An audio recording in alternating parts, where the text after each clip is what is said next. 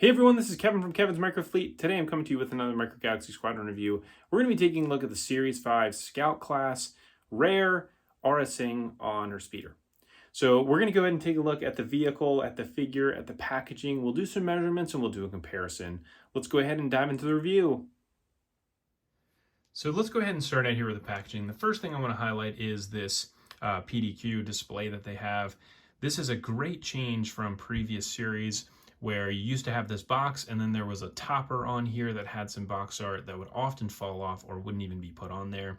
Great to see that they've made a change to that, and this piece is actually attached to the top of the box. So what you can actually do is you can pull this thing over like this and ultimately make this a case, which is a very great feature. I'm super excited that they did this. One, to be able to highlight the great artwork that the packaging team does, but also then to be able to keep it in a nice, neat package versus having that topper that's just floating around. Now, on the front of the box here, you get a chance to see there are the other vehicles that are in the Scout class for Series 5. On the side, you get a chance to see some art, and on the other side, you get a chance to see some art. And that is that. Now, if we go ahead and take a look first here at the actual box itself that the item comes in, you get a chance to see again that same art there that's on the front, Series 5. And then as you turn this to the side, these are all of the other vehicles that come in the Series 5 Scout Class Commons. You get your 2 rares and then your 1 chase. You get a chance to see the chase here that is on the bottom. And then on the side here, you get these other numbers here that they don't indicate what's actually in the box. It's more about just the production of the actual item. And then down here is the UPC if you wanted that. UPC is the same for all the Scouts. There's no way to be able to identify what's in the box beyond weighing it, or you just get them and open them. So that is that. So we're going to be taking a look again here at Aurra. So let's go ahead and start by looking at the stand. So the stand is the same as all of the other stands. So it's got the 2 little peg holes here, the one on the front like the vehicle is sitting on before, and then one here on the side where you could put it on the side and zoom it around. Now with the vehicle itself, so here is just, this is like the standard, I think this is called like a Starhawk speeder or something like that. This has not changed here from Series 3, which was the original series that we got this vehicle in, and it came with Cad Bane, which we'll take a look at here in a minute. There was another version of this same exact one that came with Echo in Series 4. So they're all the same, no difference in the mold. So hopefully we get a new type of speeder for some of these other bounty hunters in the future. So that is that. Now, if we look at this from a size perspective, so this thing is just over 2 inches from front to back, maybe 2 1/8. And then, you know, from a height perspective, it's pretty short as well. So call that a 1/2 inch. So let's go ahead and take a look at the figure itself. So this is great that we get another bounty hunter and a relatively unique one here with Aurra.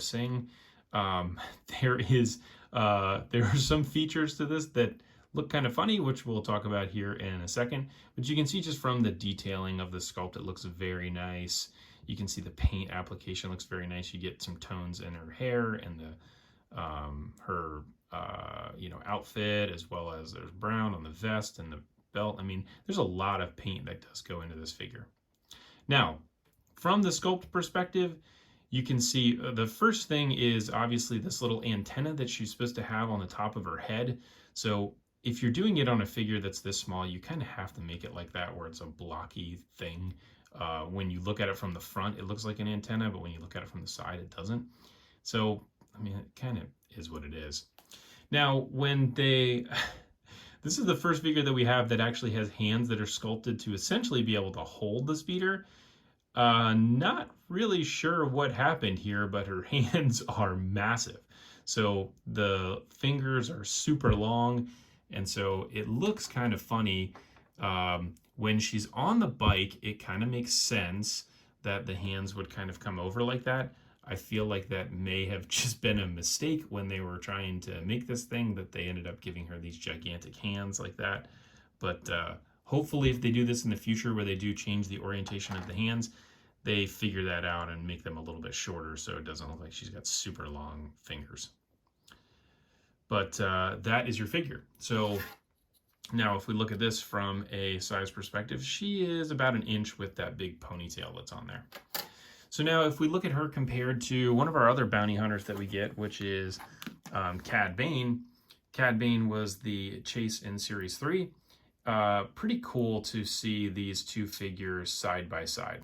So Cad Bane is one of my favorite characters from the Clone Wars. I think he's just so cool. And then you get a chance to see the bounty hunters right next to one another. So that is your review of Aurra Sing and her Starhawk speeder.